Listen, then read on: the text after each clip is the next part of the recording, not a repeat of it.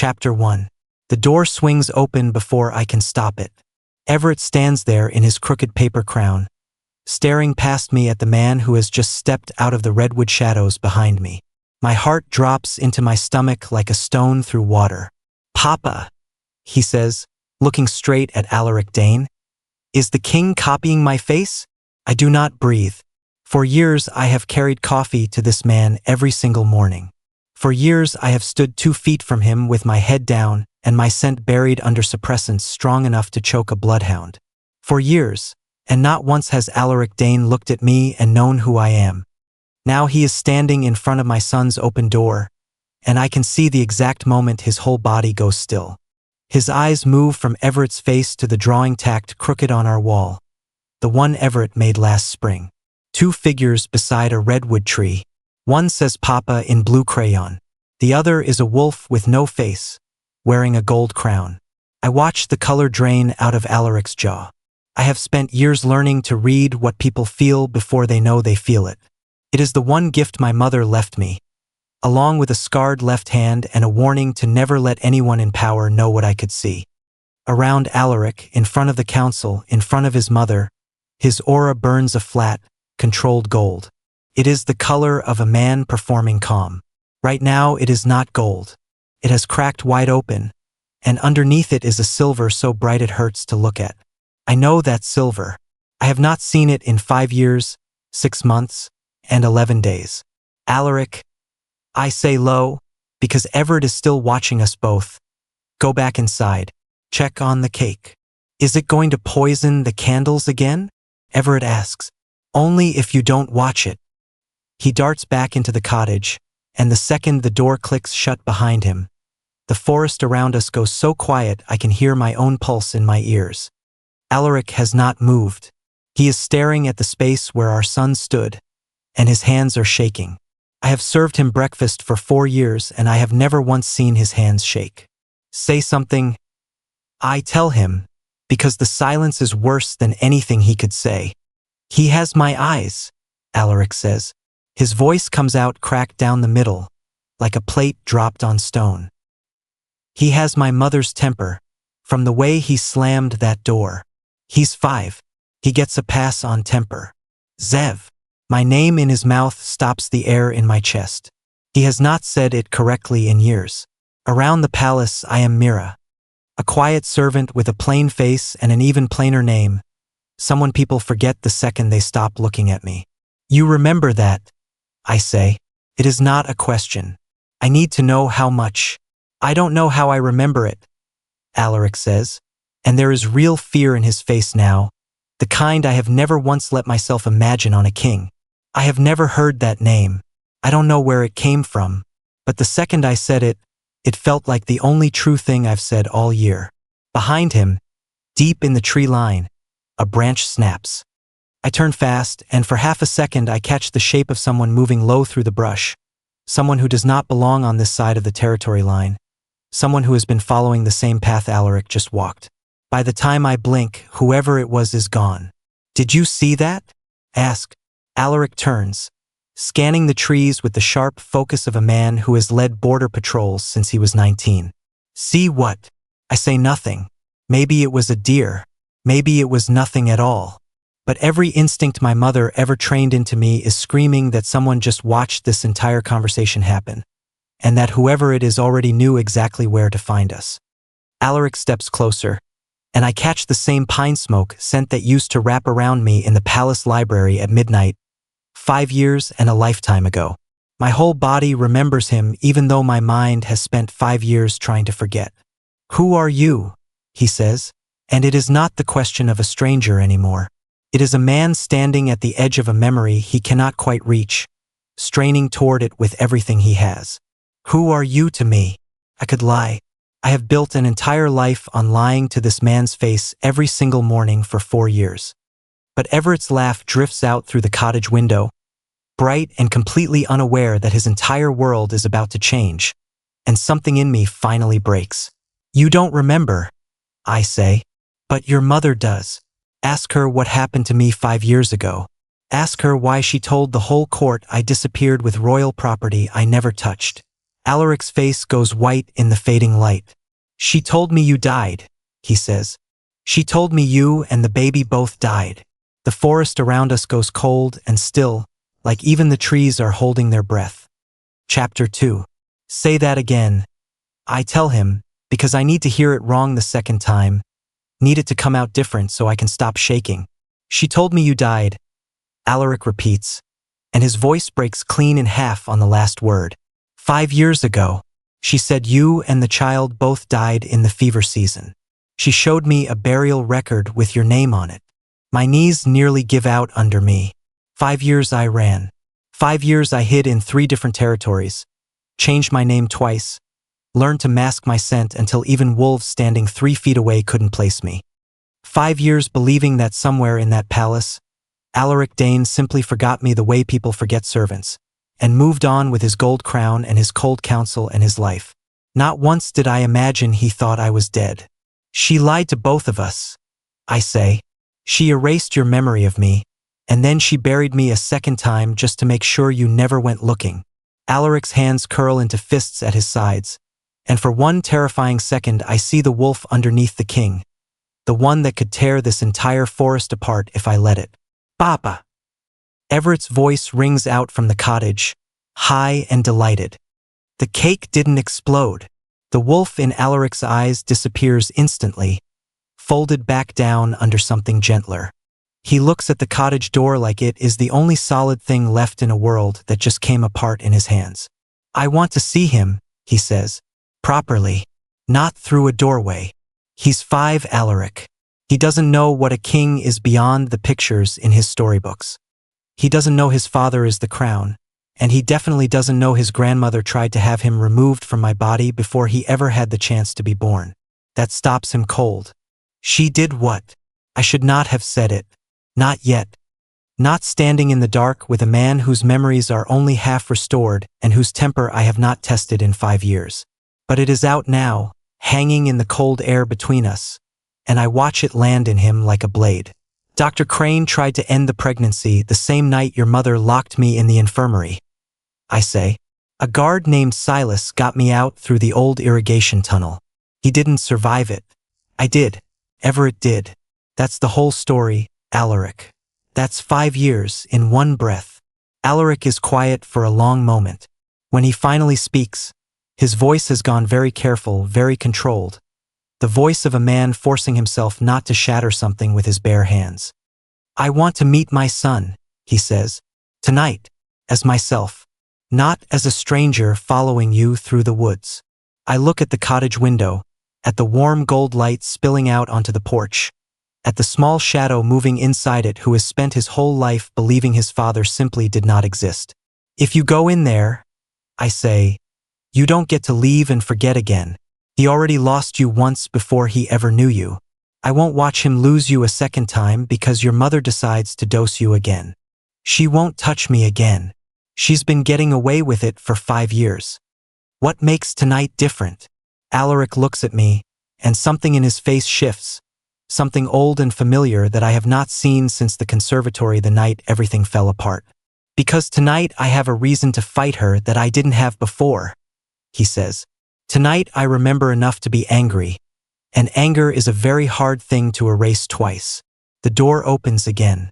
Everett stands there holding a slightly lopsided slice of cake in both hands, frosting smeared halfway up one wrist, staring at the two of us standing frozen in the yard like he has just caught his parents in the middle of an argument he is too young to understand. Are you guys fighting? He asks. No, I say at the same moment Alaric says, a little. Everett looks between us, unimpressed by both answers. You should come eat cake instead, he says, holding the plate out toward Alaric like a piece offering the entire adult world clearly needs. Fighting is bad for your stomach. Grandma Ruth says so. Alaric laughs, and it comes out rough and unsteady, like a sound he has not made in years. He takes one step toward the door. Behind him, deep in the tree line where I thought I saw movement before, a twig snaps again, sharper this time, closer than the last. Alaric freezes mid-step, one hand instinctively moving toward the blade at his hip. Someone has been standing in those trees the entire time, close enough to hear every word we just said. Chapter 3. Alaric's blade is half out of its sheath before I grab his wrist. Not in front of him, I hiss, nodding toward Everett, who is still holding out his slice of cake like the whole forest hasn't just gone razor-sharp around us. Alaric's jaw tightens, but he lowers his hand. Whoever was in the trees is gone now. The way smoke disappears the second you reach for it. I don't believe for 1 second it was an animal. Go inside, I tell Everett. Both of you. I need 1 minute. Everett frowns but obeys, tugging Alaric's sleeve toward the door, like he has already decided the stranger belongs to him. Alaric throws one last look over his shoulder into the dark trees before he lets our son pull him inside. I stand alone in the yard for exactly as long as it takes my hands to stop shaking. 5 years ago, I stood in a conservatory much like this clearing, waiting for a very different kind of confrontation. I had rehearsed the words in my head for weeks. Alaric, I'm carrying your child. I remember the exact color the moonlight threw across the glass panes that night. Remember the champagne I'd knocked across his ceremonial uniform the very first time we met, months before either of us had said a single true thing to the other. He'd told me that night that I'd ruined a uniform worth more than my yearly salary. I told him perhaps he should stop dressing like an expensive curtain. He laughed so hard the entire ballroom turned to look, and something between us cracked open that never fully closed again. Stolen meetings in the records wing. Arguments that always ended in laughter. A wolf carved from redwood that he pressed into my palm on the night he told me, quietly, that no political marriage the council arranged for him would ever mean anything next to what he felt standing in a library with me at midnight. That was the man I walked into the conservatory to tell about our child. The man who turned around and asked who I was is the one who erased everything after him. I press my palm against the cold cottage wall and force the memory back down where it belongs.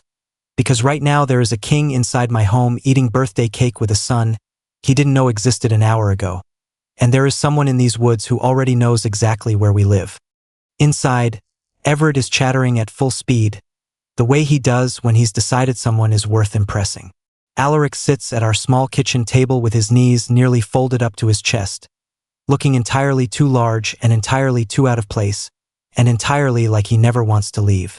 Tell him about the wagon, Everett says to me, pointing his fork like a scepter. Tell him I built it myself. You broke it yourself is closer to the truth. Details.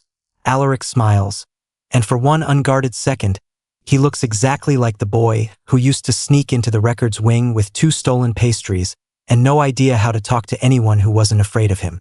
Then his smile falters. His hand drifts, almost without him noticing, to the inside of his left wrist, rubbing at a spot where skin meets skin. I know that spot.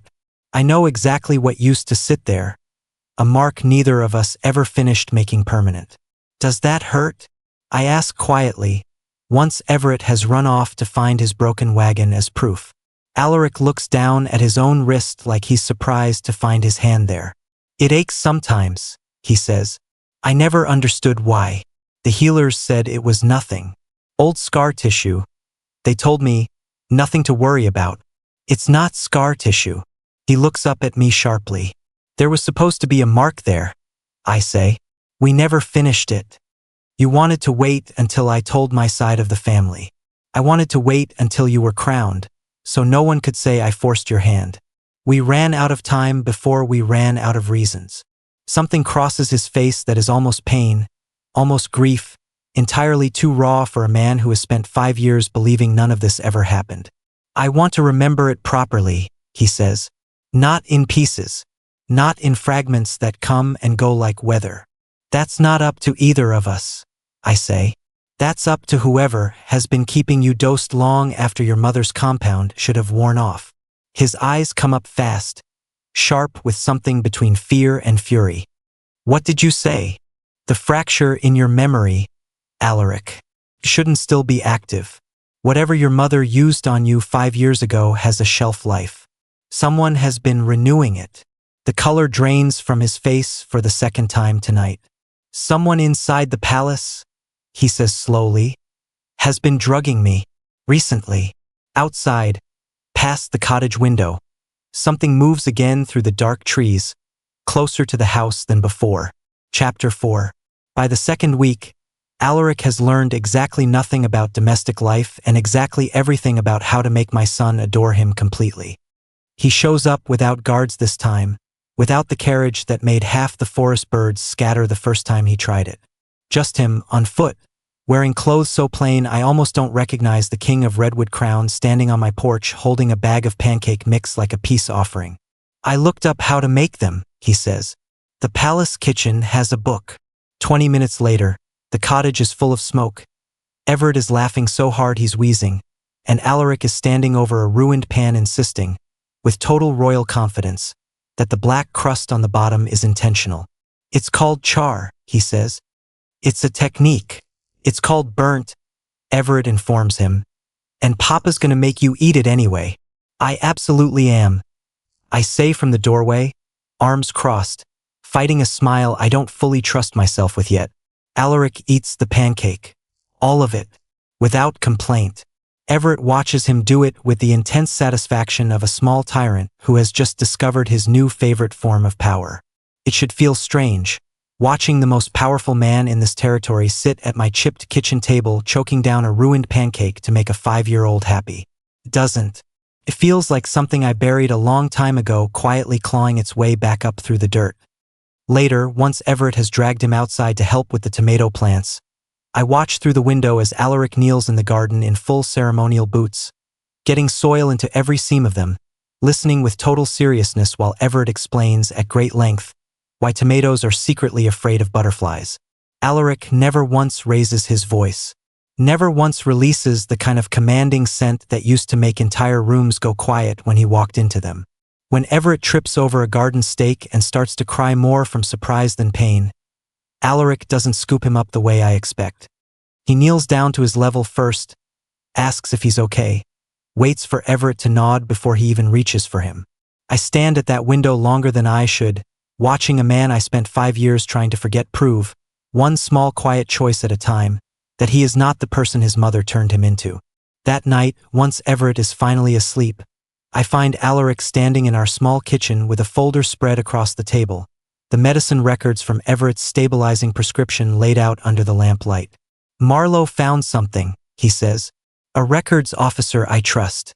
The infirmary shipments for this compound don't match the official palace budget. Someone's been funding an unlisted supply chain. I lean over the papers, reading the same insignia I've seen stamped on Everett's medicine bottle for the past year. Small and easy to miss unless you already know to look for it. That's Dr. Crane's private laboratory mark, I say. Alaric goes very still. You're certain? I worked in that infirmary for 4 years under a false name, Alaric. I know every mark that comes through that building. He sits down heavily, running both hands over his face. I saw him yesterday, he says, in the East Corridor. I tried to read him the way you've been teaching me to notice things, the way you look at people before they say a word. And nothing. His face gave away absolutely nothing. It wasn't calm. It was blank. Like there was nothing behind it to hide. I go cold all over. That's not natural, I say. A person's aura doesn't just disappear.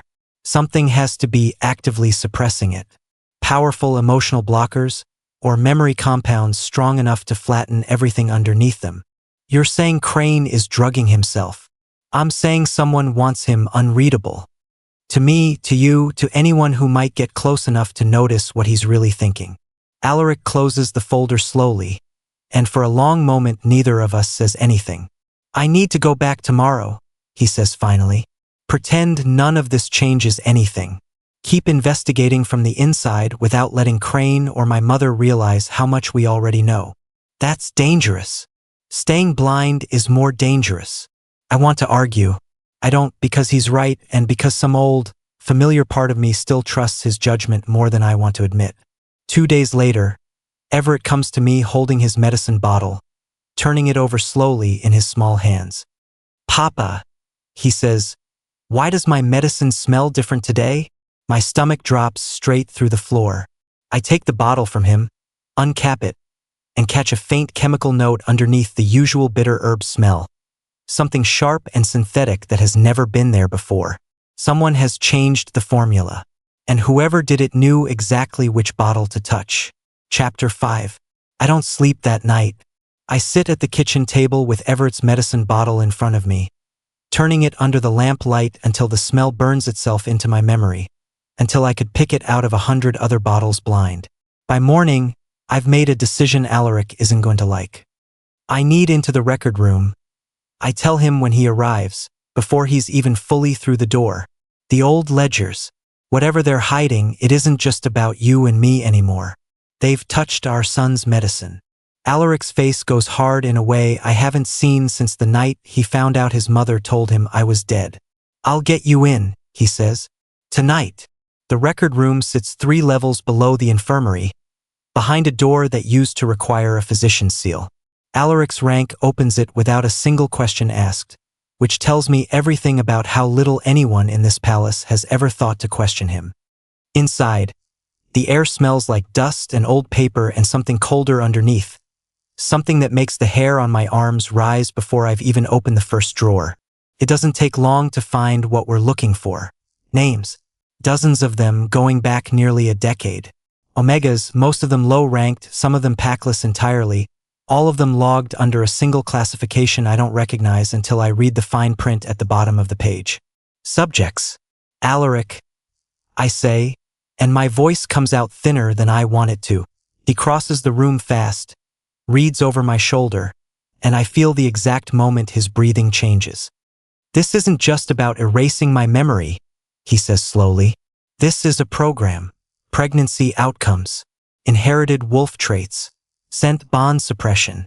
Memory alteration, listed calmly beside dosage charts like it's nothing more than routine medicine. Some names have notes beside them. Relocated. Others have only one word.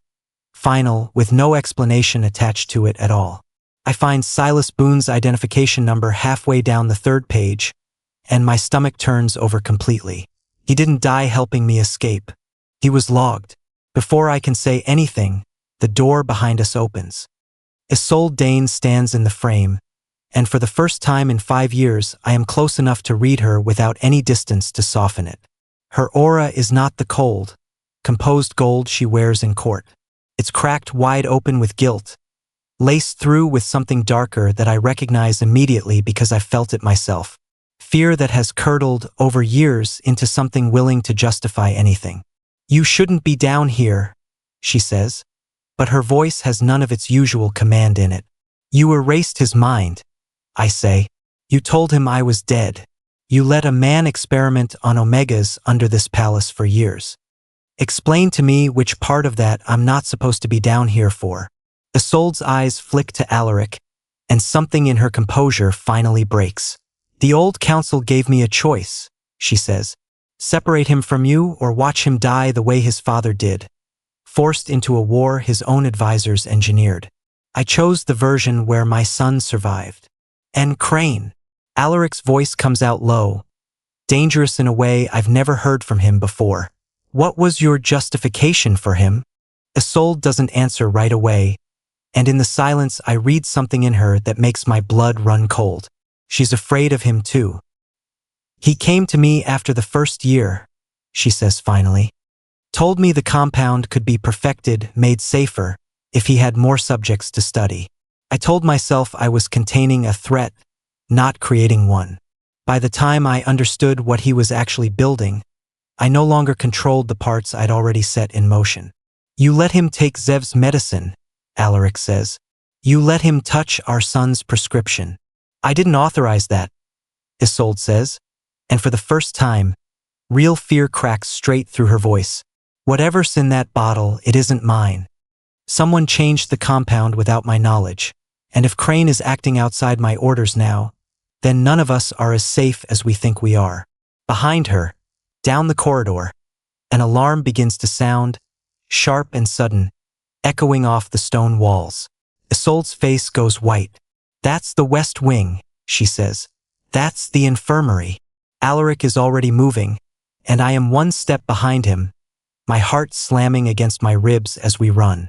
Because the West Wing infirmary is exactly where Everett is waiting for us. sitting in the small side room where Alaric left him not 20 minutes ago with a nurse he trusted completely.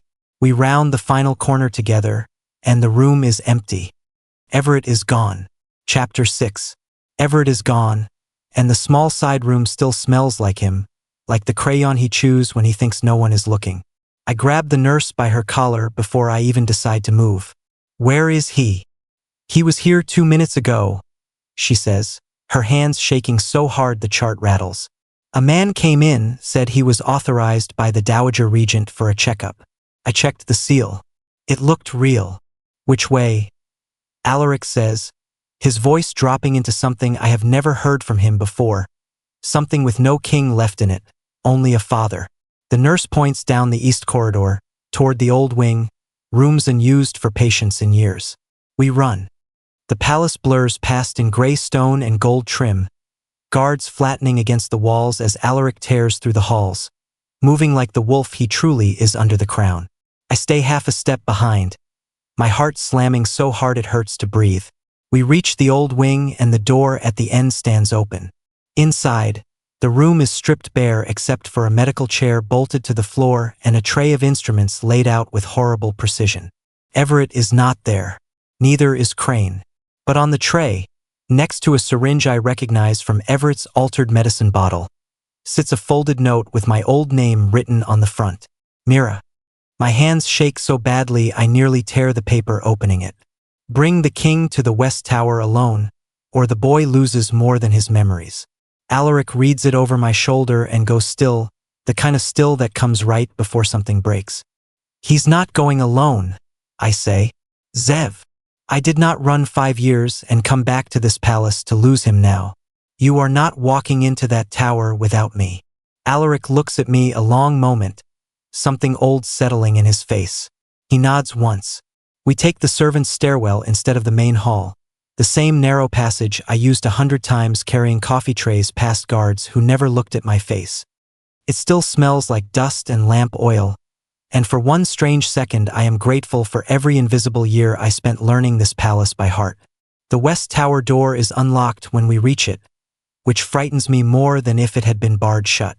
Inside, Everett sits on a wooden bench, unhurt, his paper crown crushed in one small fist. Standing behind him, one hand on his shoulder in a way that turns my stomach, is Dr. Crane. He does not look nervous. He looks pleased, the way a man looks when a plan he has waited years for finally begins to move. "You came," Crane says. "Both of you. That simplifies things." "Let him go," Alaric says, his voice low and coiled, ready to break the moment Crane gives him a reason. In time, Crane's eyes move to me, and I feel his attention land like something crawling across my skin. "You were supposed to disappear 5 years ago, Mira. Isolde wanted you erased quietly. I only ever wanted you studied." "Studied?" I repeat, the word tasting like poison in my mouth. "An Omega who reads auras is not supposed to exist," Crane says. "It isn't in any bloodline record I have gathered in 15 years. You are the most valuable subject this territory has ever produced, and Isolde nearly threw you away over a scandal." Everett's face has gone pale, watching the adults around him speak in words too large for a 5-year-old. I want to cross the room and pull him into my arms, but Crane's hand is still on his shoulder, and I do not trust what it might do if I move too fast. "You changed his medicine," I say. "You've been tracking us for weeks." "I needed to confirm the child inherited your ability," Crane says simply. Before I decided how valuable he truly is, Alaric steps forward, and Crane's hand tightens on Everett's shoulder just enough to make our son wince. "Careful, Your Majesty," Crane says. "I spent 15 years perfecting a compound that erases a king's memory without a single visible mark. Imagine what I could do to a child who has not finished growing into his own mind." The threat lands in the room like a blade dropped flat on stone, and for the first time since this nightmare began, I watch real fear cross Alaric's face, not for himself, but for the boy standing 3 feet from a man who has already proven what he is capable of. "Take me instead," I say, my voice steadier than I feel. "You wanted to study me for 15 years. Here I am. Let the boy go, and I will walk into that chair myself." Zev, no. Alaric closes his hand hard around my wrist. Crane tilts his head, considering me like a specimen he has waited a long time to hold. Tempting, but the boy carries traits neither parent shows in full. His value outweighs yours. Footsteps echo on the stairwell behind us, fast and uneven, and for one instant hope flares in my chest that guards have come. Instead, Isolde appears in the doorway, breathless, her gold aura torn open with panic. Hollis, stop this, she says. This was never part of what I agreed to. You agreed to contain a threat, Crane says without turning. I am only finishing what containment should have accomplished from the start. Isolde's eyes find mine, and for the first time in 5 years I see something like regret. I did not know he would go this far, she says. I swear it. That has never mattered to the people you've hurt. I tell her and she flinches. Crane's grip tightens on Everett's shoulder, and my son makes a small, frightened sound that cuts through me sharper than any blade. Chapter 7. Everett's frightened sound breaks something loose in me, and I move before I have finished deciding to. I do not lunge for Crane. I lunge for Isolde, grabbing her arm and pulling her fully into the doorway, forcing her body between Crane's exit and the stairwell behind her. You want to prove you regret this? I say low and fast, then block his only way out. For one terrible second I think she will refuse. Then something in her face hardens into resolve instead of fear, and she plants herself in the frame like a woman who has finally decided which side of her own history she wants to stand on. Crane's composure cracks for the first time since we arrived. Move, he snaps at her. No, Isolde says, and her voice does not shake. Alaric uses the distraction exactly the way I hoped he would. He crosses the room in 2 strides and wrenches Everett free of Crane's grip, sweeping him up and turning his own body into a shield in one motion. Everett buries his face against his father's shoulder, and the sound of his small, ragged breathing is the only thing keeping me upright. Crane lunges for the syringe still sitting on the tray, and I get there first, closing my hand around it and yanking it out of reach. You don't get to use this on anyone ever again, I say. Crane's mask slips completely, and underneath it is something ugly and cold that has probably been there his whole career, dressed up for years in a physician's comm. You have no idea what you're protecting him from, he says. The compound stabilizes what it touches. Without proper management, a gift like his burns through him before he turns 10. I was going to save his life. You were going to own it, Alaric says. Guards arrive, summoned by the alarm still echoing through the West Wing, and Crane is seized before he takes one more step toward any of us. He does not fight. He watches me with an expression I recognize from every powerful person who has ever underestimated what an Omega notices. He is already calculating his next move. Isolde sags against the doorframe once the guards restrain him, and for a moment none of us speak. Everett lifts his head from Alaric's shoulder just enough to look at his grandmother. Uncertain, cautious, the way children are around adults who have frightened them without laying a hand on them. Are you the bad one? Everett asks her, with the blunt honesty only a 5-year-old can manage. Isolde's face crumples. I have done bad things, she says. I am trying to stop. It is not an apology. It is not enough. But it is more honesty than I have heard from her in 5 years, and I let it sit without correcting it, because Everett is watching to see how the adults around him handle the truth, and I want him to learn that truth is something you can hold even when it is ugly. We take him home that night. Alaric insists on carrying him the entire walk through the redwoods, even after Everett falls asleep against his shoulder, even after his arms must be aching from the weight. I watch him navigate the dark path with the same careful attention he gave the tomato steaks, like nothing in the world matters more than not stumbling with this cargo. Inside the cottage, once Everett is finally tucked into bed with the door left open a crack the way he likes it, Alaric and I stand in the kitchen in silence for a long moment. I almost lost both of you tonight, he says. You didn't.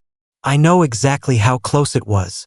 His hands are still shaking, faintly, the kind of shake that comes after danger passes and the body finally lets itself feel it.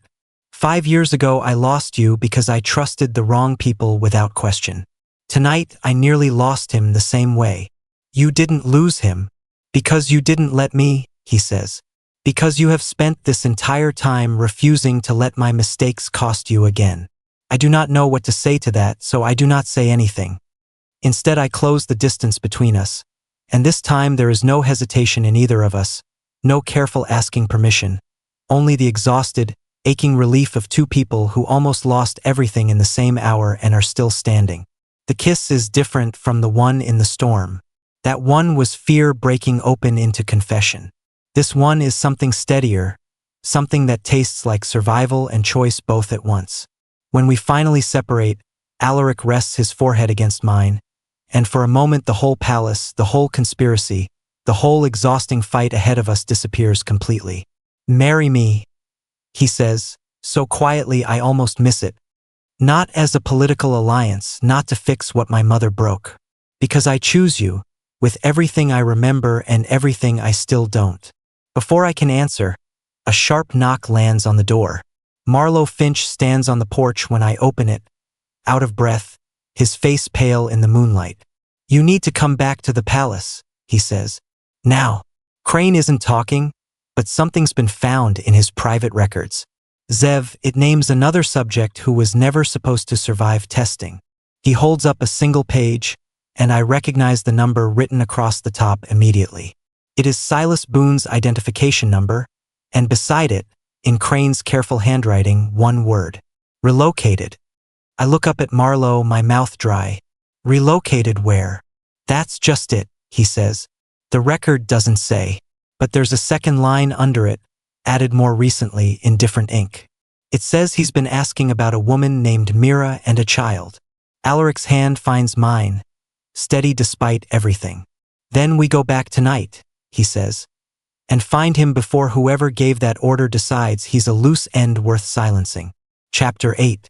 The record room is colder the second time, or maybe it only feels that way because now I know exactly what kind of ledger I am about to read. Marlowe spreads 3 more pages across the table, each stamped with the same laboratory insignia, each connected to Silas Boone's identification number. My hands hover over them without touching, because some part of me is still afraid that reading further will make 5 years of grief I have already survived somehow worse. Alaric reads them for me. He didn't die in the tunnel, he says slowly. He was captured within a day of helping you escape. Crane relocated him to a private facility outside the territory line and used him as a long-term subject for the memory compound. Testing durability.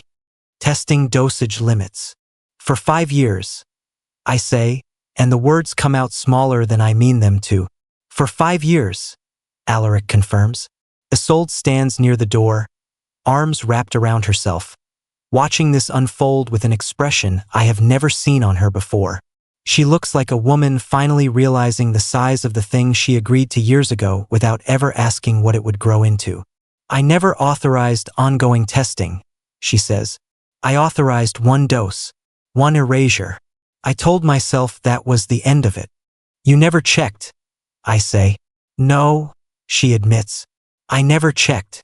Marlowe clears his throat, holding up a final sheet. There's more. A transfer order, dated 3 days ago. Someone moved Silas out of the private facility before we could get to him. The order wasn't signed by Crane. Then who signed it? Alaric asks. Marlowe hesitates before answering, and that hesitation tells me everything before the name even leaves his mouth.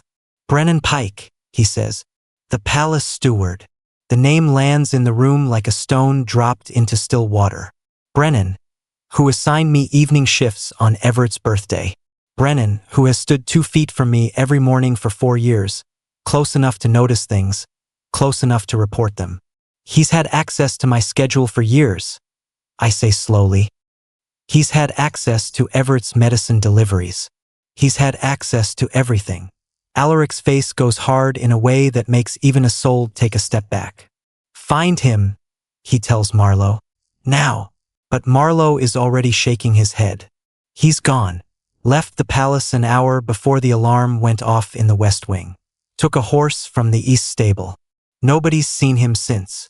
I close my eyes and try to see past the panic, Try to remember every small detail I collected about Brennan Pike over 4 years of pouring his coffee and absorbing his cold instructions without ever once suspecting he was the thread tying every piece of this conspiracy together. Then it comes to me, sharp and sudden. He always asked about Everett's fevers, I say. Every single time. Not out of kindness. Out of curiosity. He wanted to know exactly how the compound was affecting him. He's been reporting to someone above Crane this entire time, Alaric says. Crane was never the top of this. He was the tool. Isolde makes a small, broken sound. There was someone else in the room the night I first agreed to erase Alaric's memory, she says. A man standing behind the old council chair, never speaking, only watching. I never learned his name. I told myself he wasn't important. Describe him, I say. Tall. Quiet. He wore the seal of an advisor, but not one I recognized from any registry. Alaric's jaw tightens. That seal was retired 11 years ago. Only a handful of people would even know what it looked like. The pieces move faster than I can hold them, each one sliding into place with a horrible, satisfying click. Someone above Isolde. Someone above Crane.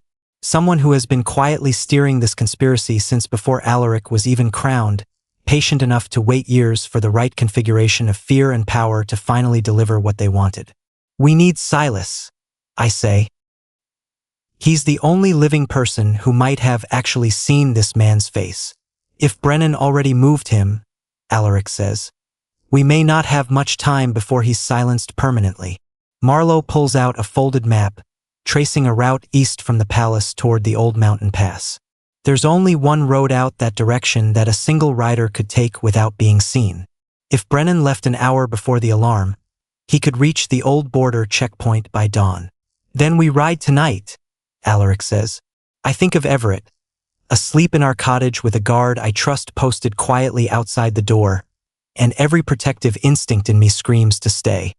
But I think, too, of Silas Boone, who gave up 5 years of his life so I could give birth to my son in safety, and I know exactly what kind of person I want to be able to look my child in the eye and describe someday. I'm coming with you, I say. Alaric doesn't argue. He simply nods, already moving toward the door, already calling for horses, already becoming the version of himself built for exactly this kind of night.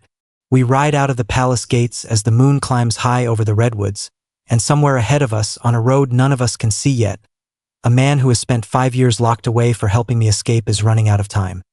The wind off the ridge cuts sharp against my face, and I press my heels into the horse's side, keeping pace with Alaric as the palace lights shrink small behind us. Isolde rides with us too, insisting on it despite Alaric's objections, saying she owes Silas Boone a debt no apology could ever cover. If we're wrong about the checkpoint, I call over the wind. We lose the only lead we have.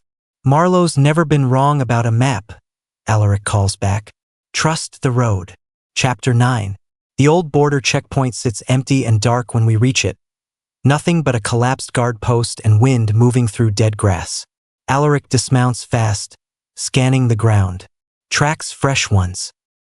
He came through here less than an hour ago. Isolde slides off her horse, unsteady, staring at the tree line like she expects it to answer for her. He'll head for the ravine crossing. It's the only place a rider can lose pursuit before the sun comes up. We follow the tracks down a narrow slope, branches tearing at our sleeves, until the trees open onto a shallow ravine where a horse stands tethered and riderless beside a collapsed lean-to. Brennan Pike is already there, kneeling beside a man chained at the wrists to a fence post, a syringe raised in his hand. Stop, Alaric shouts, and his voice carries the full weight of the crown behind it. Brennan freezes, syringe still hovering an inch from the chained man's arm. The prisoner lifts his head, and even 5 years thinner, even bruised and hollow-eyed, I recognize him instantly. Silas Boone. You're supposed to be dead, I say, my voice breaking.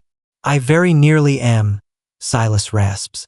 Brennan's eyes dart between us, calculating, and for a moment I think he'll finish the injection anyway out of pure spite. Instead, he drops the syringe and raises both hands slowly. I only followed orders, he says. I never wanted any of this. Whose orders? Alaric demands. Brennan's mouth presses shut, but Silas answers for him, voice raw. A man who never gave his name, only a seal. Retired advisor's crest. He's been running this from the shadows since before you were even crowned, Your Majesty. Crane built the compound. Isolde authorized the first dose. But he decided who lived through it. Where is he? I ask. Closer than you think, Silas says, and his eyes flick, deliberately, toward Isolde. Isolde's face goes white. I don't know what he means. He means the advisor's seal belonged to your late husband's personal secretary, Silas says. A man everyone believed died in the same accident that killed him. He didn't die. He's been advising you in secret for over a decade, feeding you the fear that made you agree to erase your own son's memory in the first place. Isolde's knees nearly buckle. Corwin, she whispers. The name lands strangely in my chest, close enough to my own that for one disoriented second I think she said mine. Not you, she says quickly, seeing my face. His name is Desmond Corwin. He served my husband for 30 years. I trusted him with everything. Alaric's hand finds his sword hilt. Where is he now? The palace, Isolde says. He never left. He's been standing behind me at every council meeting for a decade, and I never once thought to question why he stayed so quiet. We free Silas from the chains, and Brennan is bound and put under guard, muttering that he only ever wanted to keep his position, that fear made him useful to men far more dangerous than himself.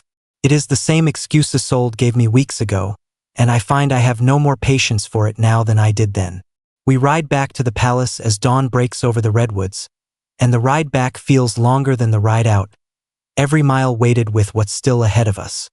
Desmond Corwin is waiting in the throne room when we arrive, standing exactly where an advisor should stand, calm, composed, utterly unbothered by the guards filing in around him. Your Majesty, he says, bowing slightly. I was beginning to wonder when you'd catch up. You've been controlling this palace for 10 years, Alaric says. I've been protecting it, Corwin corrects. Your mother is weak. Crane was greedy. I was the only one thinking clearly about what this crown actually needs to survive. And what does it need? I ask. Corwin's eyes settle on me, cold and assessing. An heir without an inconvenient bloodline complication. A king who doesn't waste his strength on sentiment. I gave Isolde the tools to fix that. She simply lacked the will to finish the job. Finish it now, Alaric says, and see how far you get. Corwin smiles, and it is the smile of a man who has already planned 6 moves past this one. I don't need to finish anything myself.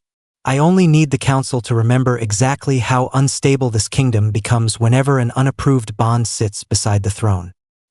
He gestures, and a dozen council members step forward from the shadows of the hall, men and women I recognize from years of pouring their coffee, all of them loyal to the old order Corwin has spent a decade quietly rebuilding. A trial, Your Majesty, Corwin says. Public. Immediate. Let the people decide whether their king still deserves his crown while standing beside a packless Omega and a bastard child. Chapter 10.